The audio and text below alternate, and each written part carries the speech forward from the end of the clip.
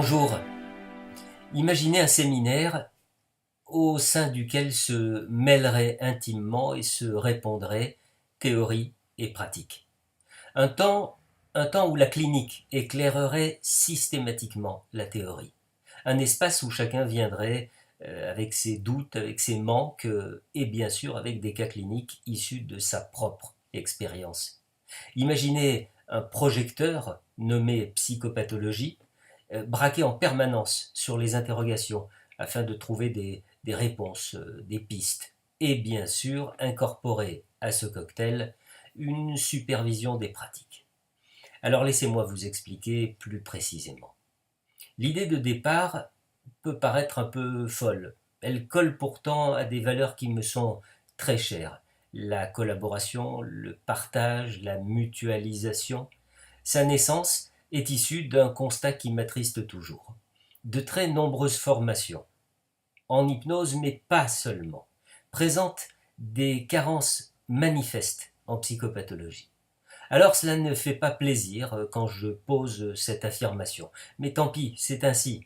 Lorsque je lis des demandes d'aide sur certains réseaux sociaux, l'évidence est là. Qui plus est, lorsque la psychopathologie a l'élégance de figurer au programme d'une formation, elle est la plupart du temps présentée d'une façon très théorique. Dans ce cas, autant ouvrir un bon bouquin et le travailler tout seul. Lorsque la théorie n'est pas éclairée par la clinique, c'est un territoire aride. C'est en effet la clinique qui donne à la théorie son relief, sa dynamique. C'est la clinique qui fait lentement mûrir la théorie et qui la confronte à la réalité quotidienne des patients en chair et en os. Alors que faire pour sensibiliser, pour expliquer, pour convaincre? Comment partager cette indispensable assise que nous offre le socle des concepts issus de la psychopathologie freudienne? Comment sensibiliser à ce langage qui nous permet de voir, de lire entre les mots et derrière les mots, derrière les symptômes, les mimiques et même derrière les silences? Comment parvenir à convaincre qu'il est nécessaire de savoir déchiffrer cette langue obscure pour aider au mieux le patient en souffrance à gagner en autonomie, en clarté, en liberté et en responsabilité? Et d'abord, pourquoi est-il aussi indispensable de disposer de ces connaissances? Eh bien, pour pouvoir être efficace avec un patient, pour savoir si nous sommes à notre place, quelle place nous pouvons occuper avec chaque patient, et même si nous avons le droit légal et éthique d'occuper cette place, eh bien, il nous faut savoir qui est ce patient. Il nous faut être capable de déceler les traits caractéristiques qui font de lui un névrosé, un psychotique, un bipolaire, un paranoïaque, un état limite, etc., etc. Cette capacité a pour but de se prémunir soi-même en tant que praticien, mais aussi de préserver le patient et parfois de le réorienter, si nécessaire, vers un autre praticien, un psychiatre, un psychanalyste, un médecin généraliste, qui saura prescrire un traitement plus adapté. Alors comprenez-moi bien, hein, il ne s'agit évidemment pas de coller une étiquette sur le patient, ce qui irait à l'encontre de la singularité à laquelle nous devons être attachés dans l'abord de chaque sujet. Non, il s'agit en fait de déceler ce qui nous permettra d'ajuster notre propre pratique ou bien, ou bien de passer la main. Toute la difficulté réside dans la prise en compte de ce savoir sans jamais perdre l'authenticité de la relation avec un patient toujours unique.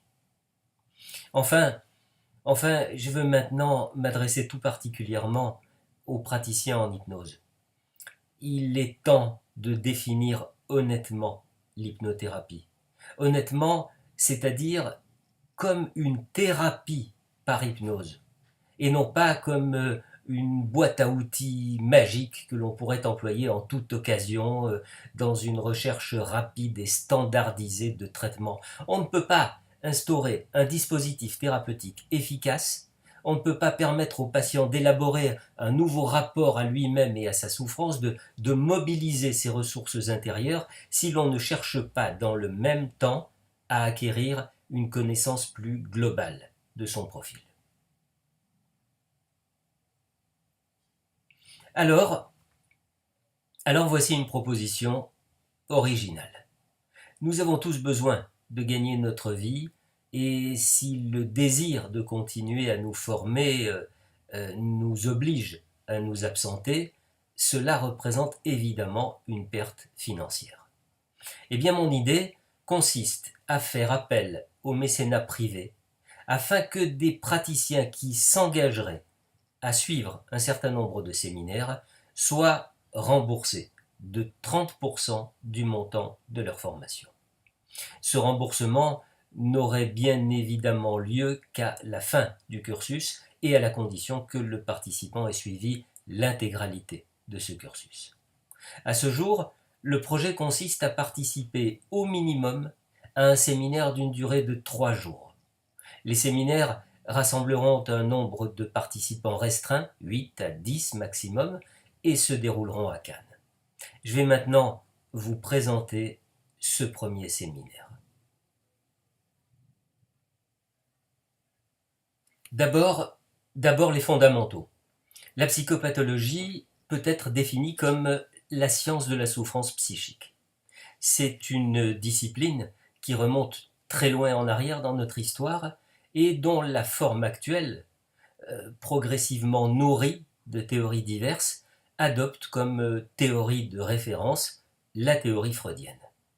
Celle-ci constitue en effet aujourd'hui l'ensemble le plus complet et le plus cohérent concernant l'organisation du psychisme et de sa pathologie.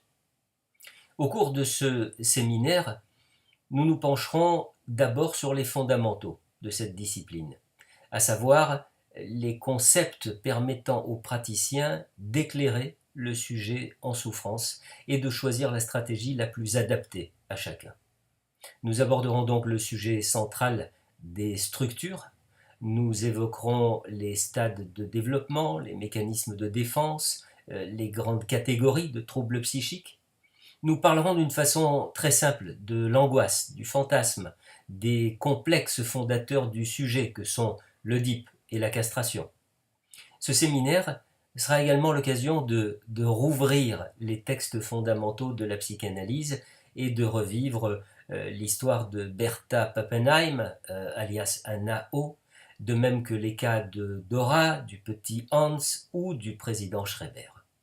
Ce panorama de la psychopathologie constituera pour certains de vous de simples révisions, là où il sera pour d'autres une découverte bouleversante, capable de donner naissance à de nouvelles pratiques, en tout cas à une vision nouvelle du patient, de son symptôme et du sens de sa parole. Alors soyons clairs, vous ne participerez pas à ce séminaire pour apprendre une technique à décalquer ensuite dans votre cabinet. Vous ne viendrez pas non plus pour défendre votre pratique personnelle. Vous ne viendrez surtout pas pour faire votre thérapie, parler de vos souffrances ou raconter votre vie aux autres. En revanche, vous apporterez des cas cliniques qui vous posent question. Et nous tâcherons ensemble de trouver des explications, des pistes à explorer, quelques petites lumières à poser ici ou là.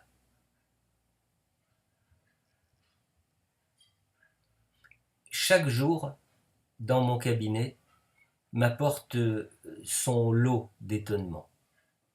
Chaque séance me confronte à la surprise. Chaque nouveau patient m'oblige à accepter le risque du transfert et la nécessaire introspection du contre-transfert. Eh bien, je veux partager avec vous ces étonnements et ces réflexions. Je veux revisiter avec vous les chemins qui ont permis de mieux comprendre les mécanismes qui sont à l'œuvre au cours d'une thérapie ou d'une analyse. Je veux pour vous soulever le voile qui recouvre les mystères de chaque nouvelle relation entre un thérapeute et son patient. Je vous accompagnerai dans la découverte de ces territoires qui parlent de ce clair-obscur des passions que chaque thérapeute doit affronter au risque de se brûler et qui, s'ils étaient peints, évoqueraient immanquablement Rembrandt ou le Caravage. Ce séminaire accordera une place méritée au sujet du transfert. Et comment aborder le transfert sans évoquer la demande du patient, la pensée magique, la frustration, les limites de l'empathie, les pièges de l'influence, l'effet nocebo, l'ambivalence des sentiments, l'argent, la sexualité, le silence. Hormis les psychanalystes, peu de thérapeutes s'interrogent sur le sujet du transfert, et ils sont encore moins nombreux à se pencher sur le contre-transfert. Pourtant, tout professionnel de la santé ou de la relation d'aide aurait le devoir de comprendre ces deux notions. Sauf à considérer que la relation entre thérapeute et patient n'est pour rien dans les résultats de l'acte thérapeutique, ce qui serait le signe d'un aveuglement ou d'une régression fort dommageable. Transfert et contre-transfert occupent en effet une place centrale dans toute thérapie, et plus encore dans les thérapies analytiques dont ils constituent les piliers fondamentaux. Se pencher sur ces deux notions essentielles, c'est d'abord jeter aux orties les clichés ressassés par les magazines de vulgarisation qui nuisent aux futurs patients au lieu de les éclairer. C'est aussi comprendre en quoi transfert et contre-transfert constituent le cœur, le moteur, le levier d'une approche analytique et ne sont compréhensibles et maniables que grâce à la grille de lecture analytique. Nous mettrons en évidence ce qui fait la différence fondamentale dans l'usage du transfert selon l'approche thérapeutique dans laquelle on se situe. De nombreux cas cliniques viendront éclairer la réflexion et bien entendu, nous aborderons les rêves de transfert et la grille de lecture qui permet de les déchiffrer. Et puis, nous aborderons à un moment donné au rivage de l'hystérie. Et là, ne vous attendez surtout pas à un cours théorique sur le sujet. La théorie, vous pouvez la trouver dans quantité de livres. Ce séminaire abordera évidemment la structure hystérique et le sujet hystérique, mais à partir des concepts de la psychopathologie, à partir de cas cliniques issus de ma pratique en cabinet, à partir de ce que plusieurs auteurs ont écrit à propos de l'hystérie. Et le sujet trouvera forcément des prolongements dans des directions qui ne se limiteront pas à l'hystérie, grâce notamment aux cas cliniques que vous soumettrez vous-même au groupe. Plus qu'un sujet, vous pressentez peut-être que l'hystérie est une véritable constellation. Le mot constellation étant accompagné par l'image mentale qu'il évoque, c'est-à-dire celle du ciel, des étoiles et des mille et une possibilités de relier ces étoiles entre elles. Eh bien, ce sont ces mille et un chemins que je vous propose de créer ou de recréer ensemble. Que vous soyez médecin, psy quelque chose, praticien en relation d'aide, quelles que soient les techniques et les protocoles auxquels vous avez recours au quotidien, et même si vous n'appartenez pas au monde médical ou paramédical, eh bien vous allez participer à cette nouvelle création. Vous allez jouer, vous émouvoir, vous étonner, être bousculé parfois dans vos croyances et vos certitudes. Vous allez voyager au temps des sorcières et des bûchers. Vous assisterez Franz Anton Mesmer près de son baquet. Et puis vous parcourrez plus de 2 siècles d'histoire au cours desquels l'hystérie va changer 100 fois de visage. Et les transformations se poursuivent aujourd'hui. Le sujet hystérique n'est plus le même qu'il y a 100 ans. Les symptômes dont il souffre ne sont plus les mêmes, en tout cas pas dans leur amplitude démonstrative. Les relations qu'il entretient dans son couple, son travail, sa famille, ont aussi évolué. Et qu'en est-il chez lui du pouvoir, de l'amour, de la haine et surtout du désir? Qui est l'hystérique? Comment devient-on hystérique et comment peut-on en guérir? Et ce ne sont là que quelques-unes des questions, autour desquelles nous nous mettrons ensemble en orbite, pour arpenter la constellation de l'hystérie.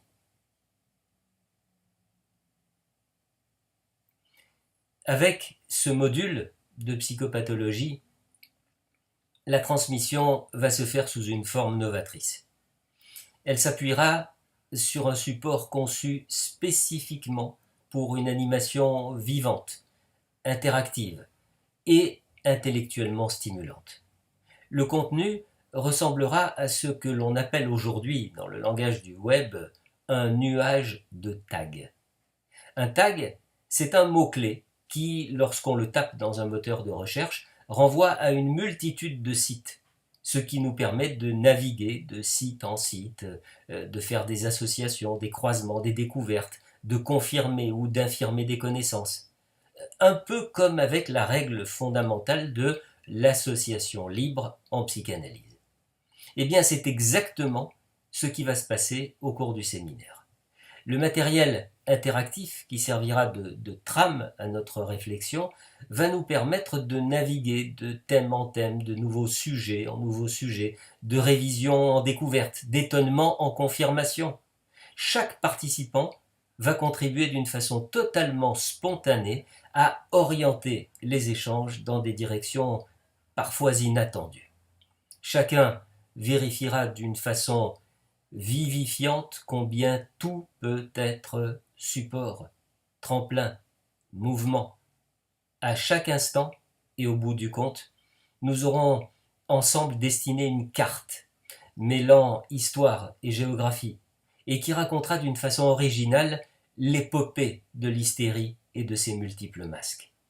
Le résultat sera peut-être pour vous la découverte d'une nouvelle paire de lunettes pour vous pencher sur le sujet hystérique, pour penser sa structure et ses symptômes d'une façon autre que seulement théorique. À très bientôt pour cette nouvelle aventure.